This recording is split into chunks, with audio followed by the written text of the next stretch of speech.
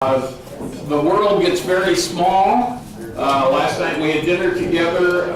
Janet sat next to Dr. Sommers because Janet, of course, lived in Oklahoma for a while, and so they were excited about that. Janet says, well, I wasn't born in Oklahoma, I was born in Texas. Borger, Texas? Borger, Texas. Guess who else was born in Borger, Texas? My speaker. So life does get very small. So it's a real privilege. Dr. Sommers is a family physician. He's been involved in administrative medicine, working with CPC Plus, Medicare Advantage for 13 years or longer. 20 plus. 20 plus now. 13 years in family medicine before he joined and has been working with this. So it's a real privilege for us to have him here, and we're going to let him share with you on starting out with Medicare Advantage. So welcome, Dr. Sommers. Usually when I speak in front of people, for the last 20 years I've been in administrative medicine, this is kind of how I feel. But, you know, I'm sort of there, sort of look like the other people, but not really. So when I talk to the doctors, I say, I really am like, I want to be adopted. So this is how we were, and I hope that by the end of our time here, we can feel a little bit adopted. Growth is painful, but nothing is as painful as staying stuck somewhere where you don't belong, and that's kind of where we are in healthcare right now.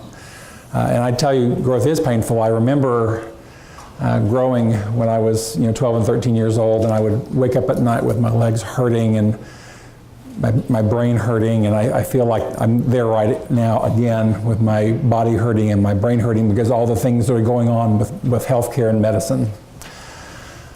So they always like us to show objectives. We want to explain the differences between fee-for-service and Medicare Advantage type health plans, or how that would affect you. What's the need for third-party involvement, or can you do it all yourself? What are the potential benefits for physician group practice and for individual physicians? What are the potential benefits to the community, or are there any, to Medicare Advantage plans? My journey, I finished residency in 1984 in Tulsa, Oklahoma. I spent 13 years in a multi-specialty group. I was the first family physician hired. Over my 13 years, we grew the department to 14 family physicians, and primary care was half of the group at that point in time. I finished my MBA and went into administrative medicine. I was the first chief medical officer of a provider-owned health plan in Tulsa, in Oklahoma. And eventually we did HMO, PPO, Medicare Advantage, managed Medicaid, and we helped one of our owners with their ACO. So I've pretty much done it all. We also I was responsible, I started the ball rolling to get CPC brought to Oklahoma, and I'll talk a little bit more about that later today. I am a published songwriter and novelist. If you'd like to buy my book, I brought a few copies. If you like Hallmark movies, you might like the book. I currently raise organic cattle, pigs, chickens, and sheep on 75 acres outside of Broken Arrow. So that's where I am. Now, these are my little puppies. These are Great Pyrenees. Some of you might have seen these before. They look like little polar bears. They guard my sheep. These help. My two donkeys, Ginger and Pepper, they're spicy gals. My cows don't really need protection. They just go out there and calf. In fact, I've had 5 calves in the last 2 weeks. But this is what they protect. And this is what I protect. This is my family. Now, differences in fee-for-service and Medicare Advantage. Well, it depends. To the end user, to patients and physicians, sometimes there's essentially no difference at all. It depends on the way you as a physician are paid. You might be paid Medicare fee-for-service, just like you are in CPC Plus. We have groups in Oklahoma that are capped, they're capitated. In other words, they're paid a certain amount for every patient every month, whether they see them or not. As a physician, I've operated under both. I personally prefer capitation because my income is more stable. There were times when I was in practice before we had managed care where I would make half as much, and then I would double the next month and then half again, and it was all over the place depending on what collections were. You don't have to deal with that with capitation. You get the same amount every month. And I ended up usually about 20 to 30% ahead of what I would have been under fee-for-service. But that's my own personal journey. Everybody's different. There are a lot of physicians who fear capitation, specialists especially. It's also very dependent on the carrier, on what insurance company you're dealing with. There are some companies that don't really want to go much beyond fee-for-service. They don't want to capitate you. They don't want to pay you a care management fee because they don't know what you're going to do. It depends on whether it's an HMO, a PPO, or fee-for-service. We talked about this a little bit last night. Do any of you have much doings with HMOs here? No? I kind of like the HMO from a management standpoint because you can control. We had a network, and our patients would go to that network. And if they wanted to go outside of the network, they could, but they had to pay for it themselves. So usually that made them want to go to our network. Now our network had all the best physicians that we wanted in it, so we didn't really have to worry about that. And there were some really wiseacre, crazy doctors that were not a part of our network, and I'm sure that all of you deal with some of those. And when you have a PPO or fee-for-service, you're stuck. Patients can go there. We had one person that every visit they would order $2,000 worth of lab. Medically unnecessary lab. Selenium levels on every patient, twice a year. I mean, just crazy stuff. And you're stuck. Well, under an HMO, unless the patient wants to pay the $2,000, they're not going there. So it helps a little bit to control that. On the other hand, on the patient side, sometimes they like the ability to control where they go. They like the PPO. Again, in Tulsa, we were very fortunate because 85% of the doctors were on our network. So we controlled that very well. On the other hand, this is sometimes how you feel under capitation. You just wonder what's going to end up in your lap. And sometimes it was a double barrel. But managed care can be very confusing. And sometimes it just depends on how you look at it. Now, is this 4 or is this 3? And the answer is yes. So is managed care better? Is managed Medicare better? It depends on how you look at it, yes and no. There are some people I do not recommend that they be on managed Medicare. If they are snowbirds and they like to spend, go all over the world and go to India, probably not for them. On the other hand, if 90% of the time or 80% of the time they spend in your community, it's really great. They usually end up with great health care at lower cost, and you have more control, which as a physician, that's really good. Now, why do you need someone else to get involved with this? It's because the government has made it so wonderfully difficult. And this is one of my times I groan when I hear Bernie Sanders say, well, we just need Medicare for everyone. Oh, God, no. Because dealing with government programs is awful. Dealing with CMS is awful. Now, CMMI with CPC Plus is better. It still has issues, as most of you know. But CMS is really awful. They don't get it. And having someone else kind of fly interference for you can really be helpful. Someone who deals with those kinds of people on a regular basis. Setting up benefit plans, what's covered? Well, it's what Medicare covers. Well, a Medicare Advantage plan can cover more than Medicare covers. You have to cover at least what Medicare covers, but you can cover more things. In fact, our plan did. I mean, and a lot of them did. They cover vision, which Medicare doesn't cover. We covered like mastectomy sleeves. After a mastectomy, you get the lymphedema in the arm. Medicare doesn't cover lymphedema sleeves. Why? I don't know. We did. We covered transportation. One of the biggest reasons patients fail follow-up appointments after they're discharged from the hospital is they have no transportation. We covered transportation. So our readmissions went down because they could follow up with their physicians. There are some health plans that even cover meals for people who are discharged from the hospital because when you're healing from surgery, you need adequate nutrition, and if you don't have that, you're more likely to fail. Well, if you have the food that's provided, it's drop shipped to your door, freeze-dried, and all you have to do is microwave it. It makes it a lot easier for the patients. So things that are easy. And that can really help the benefit plan. Grievance and appeals is a real problem, and there are things that we don't understand. There are multiple levels of appeal with Medicare. We were talking about this last night. For example, it used to be that to get a heart transplant, to be eligible for a heart transplant under Medicare, you had to be under 50. So in other words, you had to be disabled. And so we had a patient who was 64, and they applied for a heart transplant. We denied it because Medicare's policy is we don't cover it over 50. And it was sent to Medicare, and Medicare said, that's correct. We uphold the denial.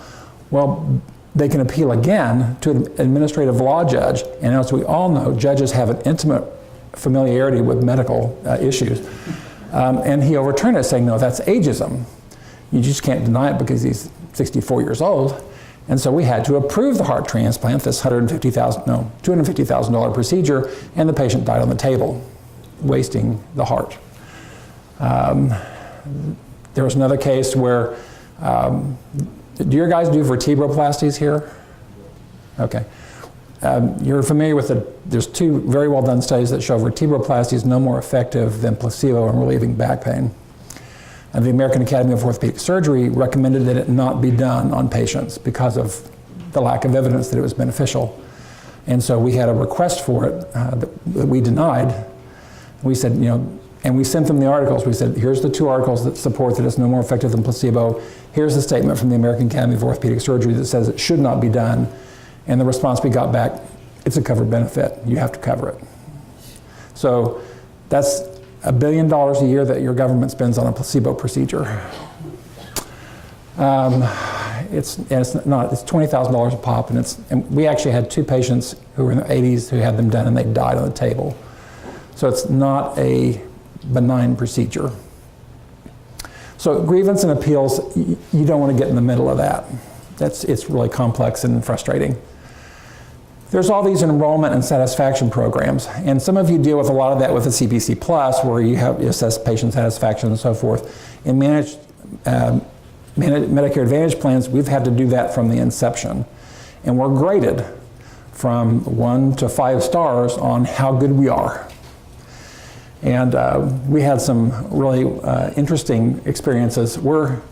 Our plan when I left, for our medical part, was like 4.5 stars, which is pretty good. 5 stars is the maximum. And there are only 18 5-star plans in the country. Out of like 700 plans, there's 18 that are 5 stars.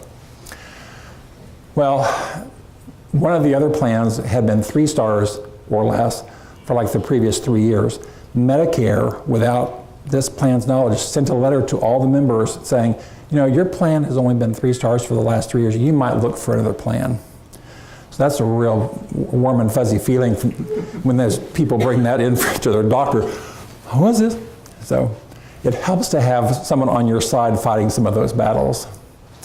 We also helped our medical groups with quality programs. We would send out letters reminding them to get their mammograms. We actually, our health plan bought the fit kits and mail those to all of our members, all of our senior members, and say, please, do this, and we had the results sent to their doctors so that it was done for them. And our colon cancer screening rate shot up, like 20 points because we did that. I had calls from physicians saying, thank you for sending out the letter reminding people to do the mammogram, because my wife finally had her mammogram and they found an early cancer they were able to cure. And it's things like this that, quality improves. It's not just satisfaction. Quality improves, and you want that because that makes you look better as a physician. Establishing the network. You want people who have the same kind of philosophy as you do. Again, I don't want the guy who's ordering $2,000 worth of lab all the time. That was really frustrating to me. So he's not in our network. Well, you can parse, you can pick and choose when you're working with the health plan to do these kinds of things. And we worked with our physicians very intimately. Black holes in care. When a patient's, how many of you actually see your patients in the hospital? Most, quite a few, okay. Where we are, we had a lot of hospitalists, and when the patient was discharged, they were discharged. I mean, there was just this black hole, and unless and until they followed up with a physician, you had no idea what was going on, and sometimes it was scary. Well, in our case, the health plan actually did a couple of things that tried to fill in this black hole. We implemented a program out of the University of Colorado called Transition to Home. It's by Dr. Coleman, who is a family physician. And it's basically a coaching method for RNs who are on patients who are discharged from the hospital. And we did this on all of our seniors with key diagnoses, and our readmission rate decreased by 35%. Well, again, that's a benefit to you. You don't want those patients going back into the hospital. That's an element of poor quality. We also established a network of skilled nursing facilities. Skilled nursing units are interesting. Their use has gone up by over 400% in the last 15 years nationwide. Hospitals just don't want to deal with those anymore. They used to have skilled units in the hospitals, and they've closed all those because the reimbursement is so poor. So they're just sent out to these nursing homes, and now they're called skilled nursing facilities. Well, who sees them there? You know, sometimes you do. Sometimes the medical director of the unit did. We actually created a unit of sniffists, or sniffalists, depending on, and they would see these people, you know, and Medicare mandates that you see these people once a month. We had them being seen twice a week, and the patients went through a lot faster, they got better a lot faster, and our readmission rates plummeted. You know, some of these facilities, when we started, had readmission rates of 50%. Every other patient that came in was readmitted to the hospital for something. Well, that's awful. That's part of the problem. And black holes, no one's better than family physicians in dealing with the primary care. We have to deal with this.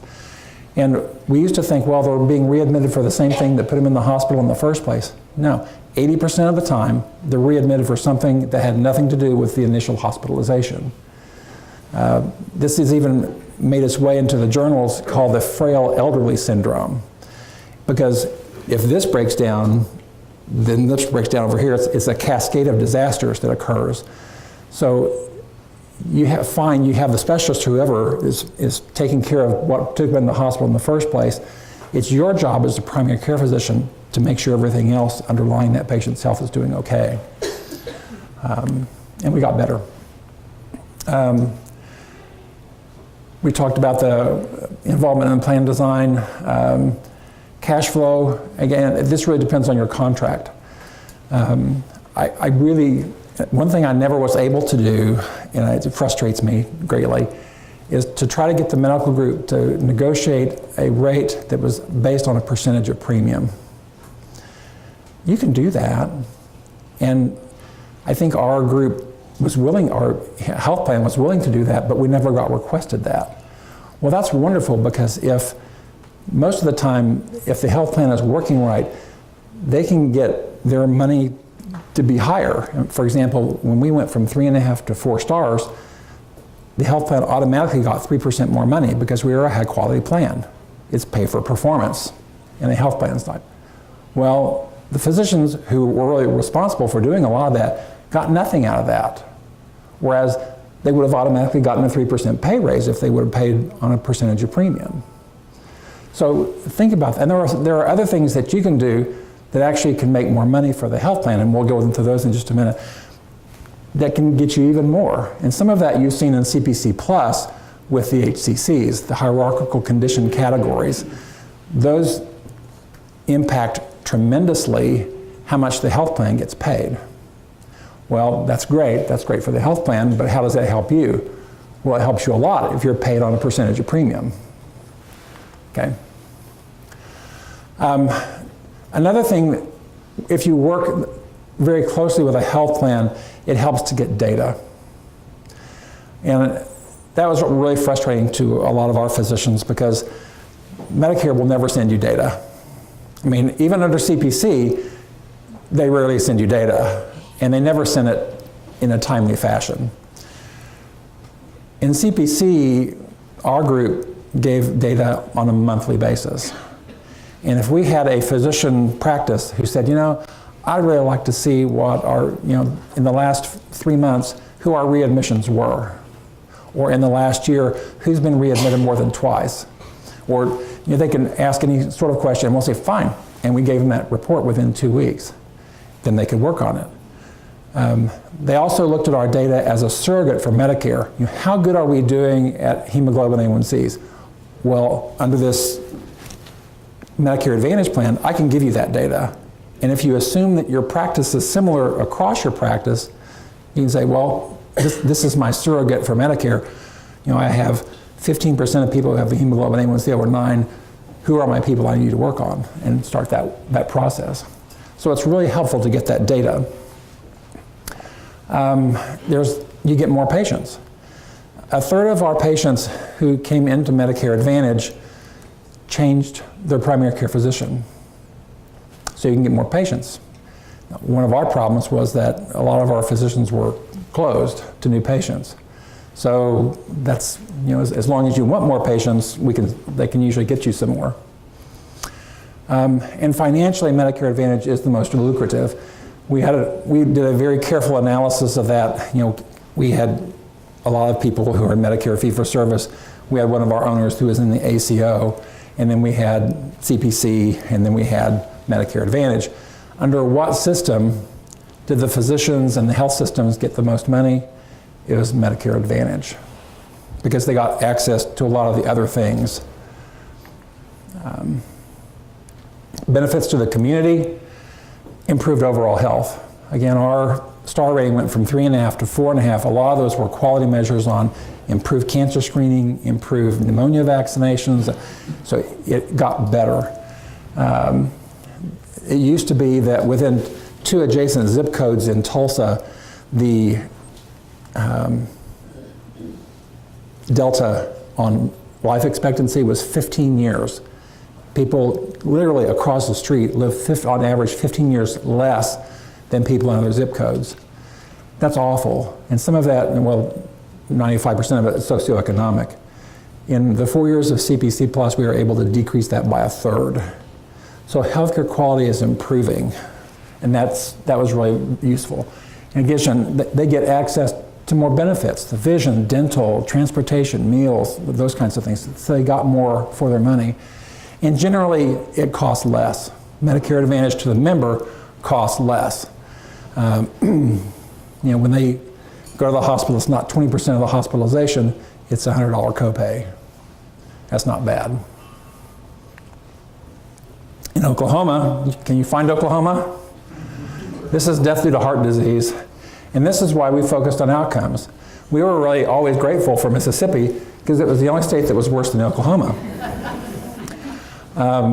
But this was why we focused so much on outcomes, and we've come a long way. We're not nearly where we want to be. We want to be where Nebraska is, so to speak, but we're getting better. Now, I wanted to spend a little bit of time talking to you about HCCs, because again, this is where if you work out a percentage of premium, you can really get access to a more stable revenue stream.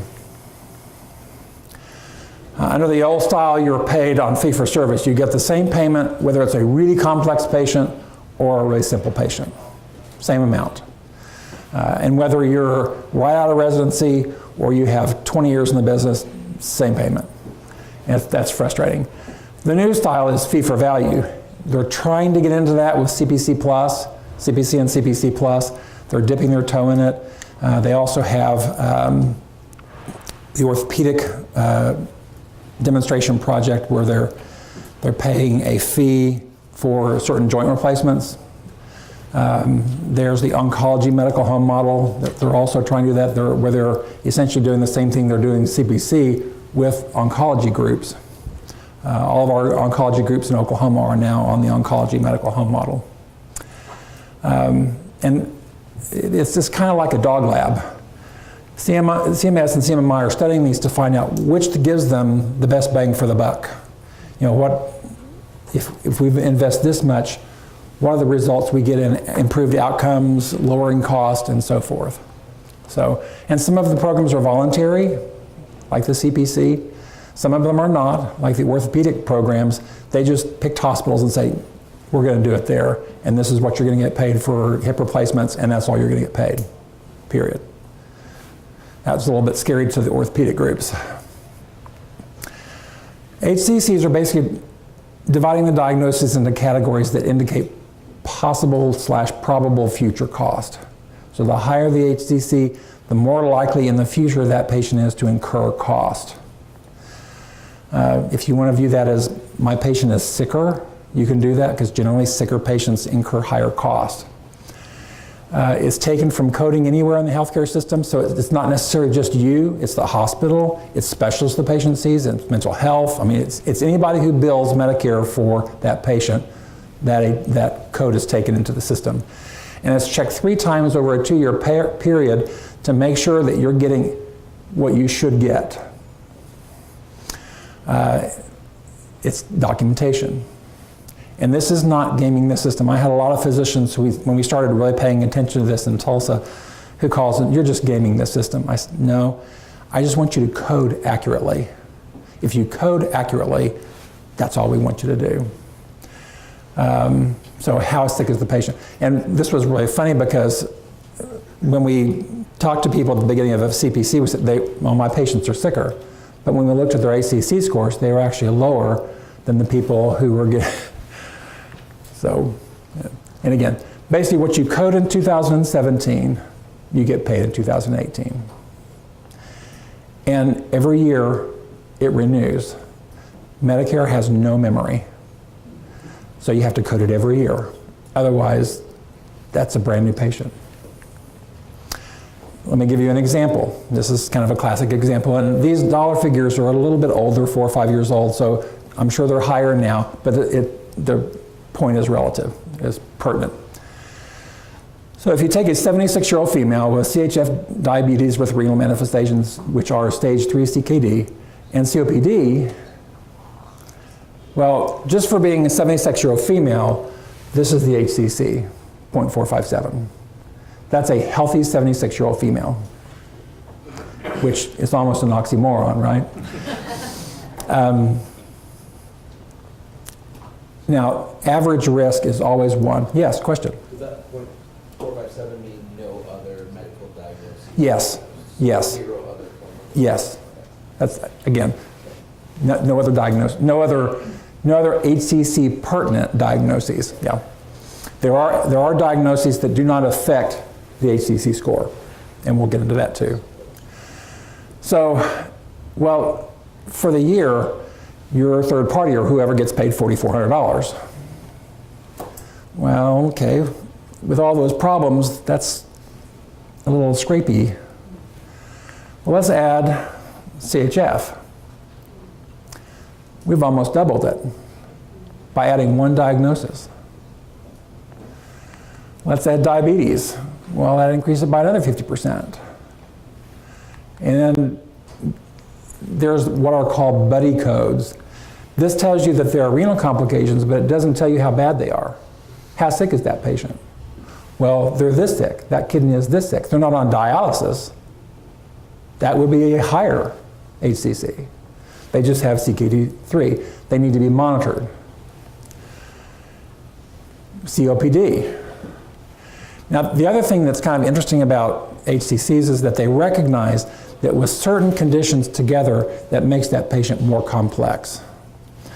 So you get these interaction codes. So renal failure plus CHF plus diabetes, you get a significant interaction code.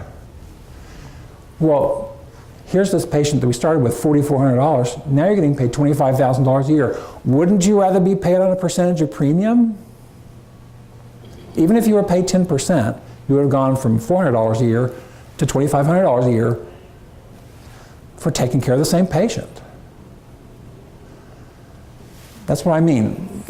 You really have to think about how you're being paid. And also, when you look at this under the CPC Plus, it's in for technically 5 categories, the care management fee from level 1 to level 4, not counting, and the 5th one is the Alzheimer's. But the higher your score, the more your care management fees. going to be and needs to be to manage all these problems. It recognizes that it's more difficult. Okay.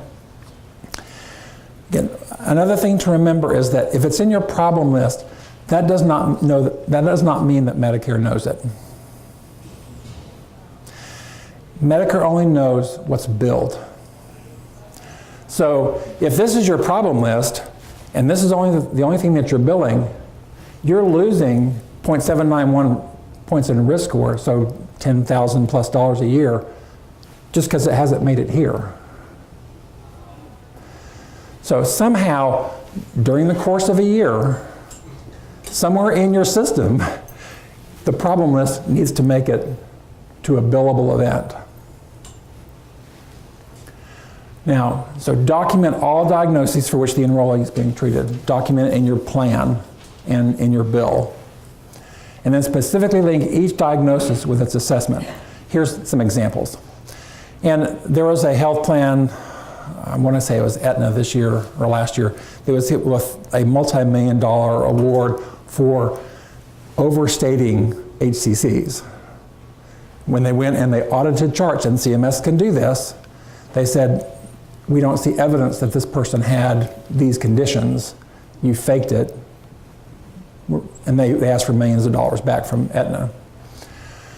So documentation is key. Okay, this is how our doctors used to bill, diabetes and CKD. Well, the CKD is due to the diabetes. So diabetes with CKD, and then you're monitoring, or you're putting what you're monitoring, your blood sugar for the diabetes and the creatinine for the CKD. So you're tying them together. And you see what happens with the adjusted payment on a monthly basis when you just document correctly. So it's not just making the diagnosis, it's documenting correctly as well. For someone who has diabetic neuropathy, diabetes, well-controlled neuropathy, $130 a month. Diabetic neuropathy, $588 a month. Huge difference. And it's not just primary care physicians that have problems with this. We had an endocrinologist, mind you, and in Oklahoma it takes 4 to 6 months to get in to see an endocrinologist.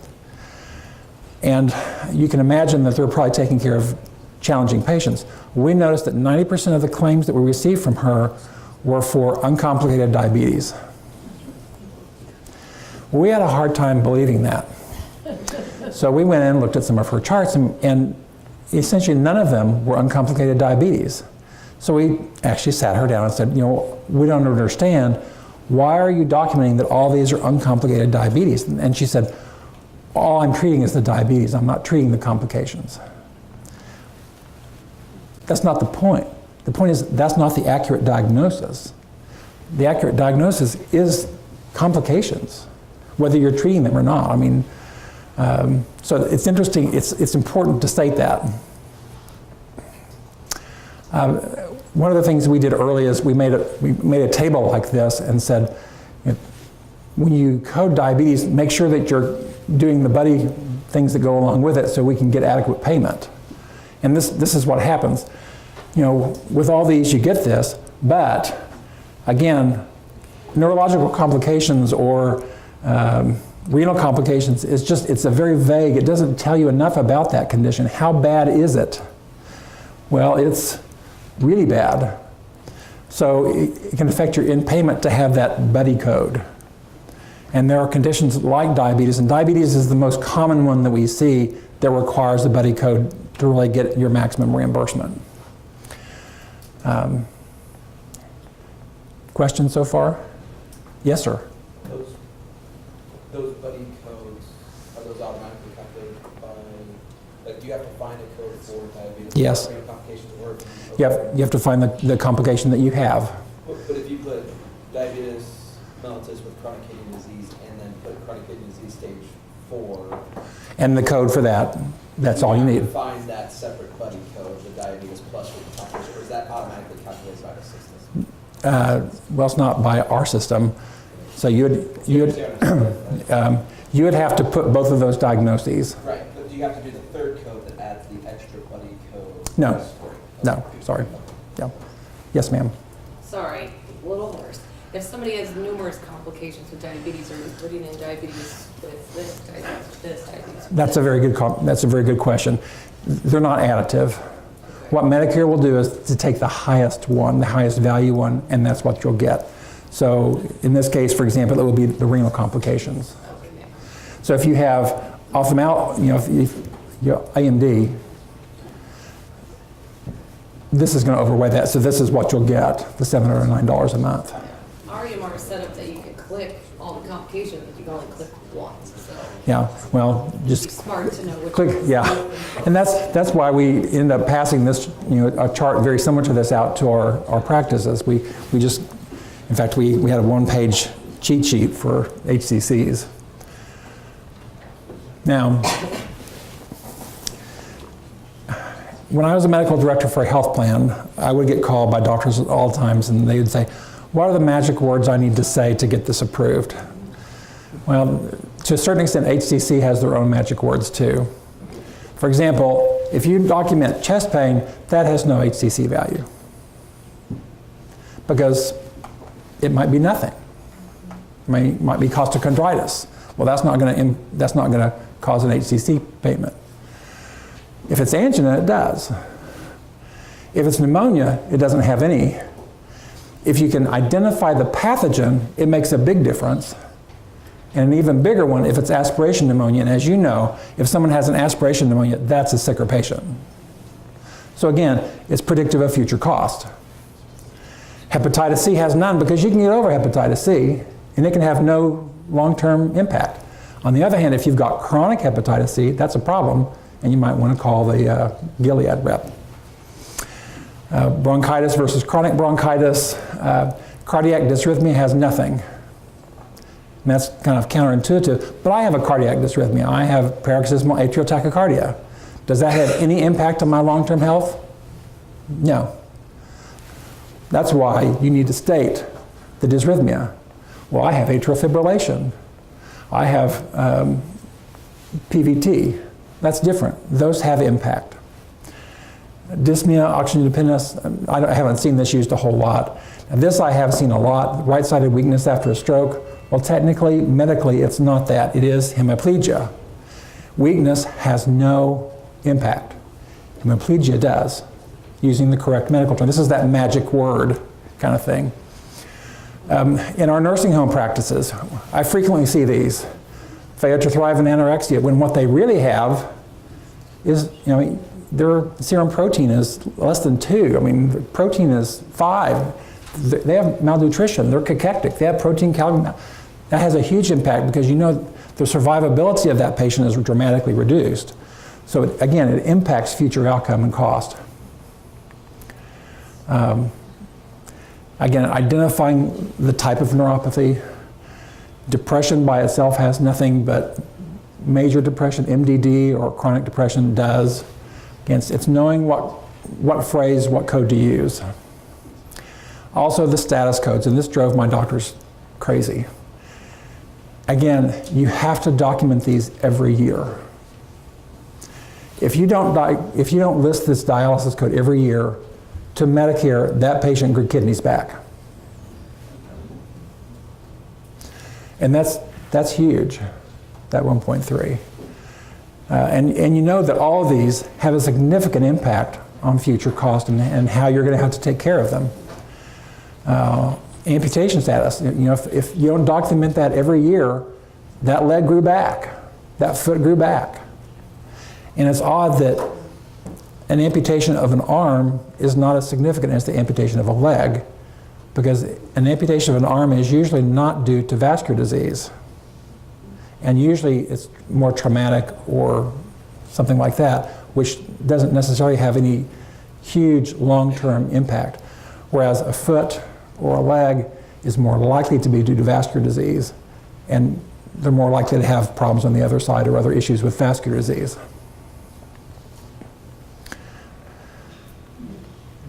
We need to view this not so difficultly, but as play. And this is one of the hardest things.